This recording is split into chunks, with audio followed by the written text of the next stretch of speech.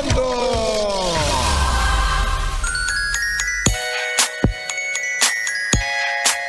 Yes, friend! Kamusta ang pagpapahinga natin ngayon? Wow! Alam mo, isa lang sasabihin ko, deserve mo yan. Labor Day ngayon, kailangan magpahinga ka. Diba? Sa lahat ng kasipagang pinakita mo bilang isang manggagawa. Wow.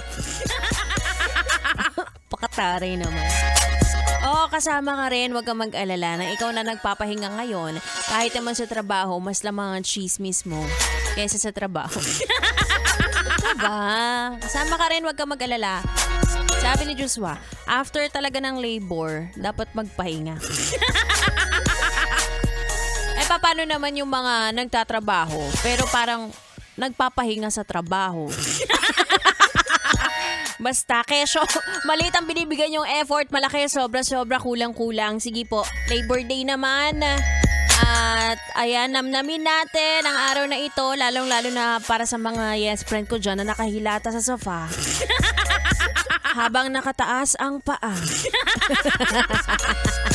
Diba? And of course, yung mga pumasok din ngayong Labor Day. Woo! Let's go! Magpayaman tayo. Tatandaan yung araw na ito.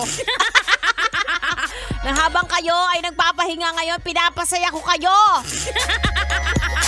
Charot lang. Ganun daw talaga kapag doble-doble ang pagmamahal sa trabaho. Ay! Yung iba dyan, doble-doble ang pagmamahal sa katrabaho kaya pumapasok. Ulo, landi mo.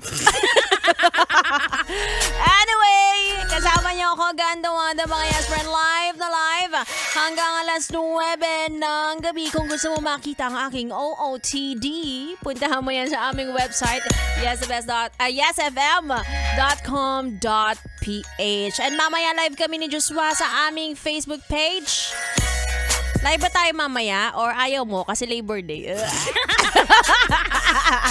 And sa TikTok, diba? At Yes FM Manila. Kaya naman ituloy na natin ang ating tugtugan. At kayo ay nakatutok dito lang sa 101.1 Yes FM.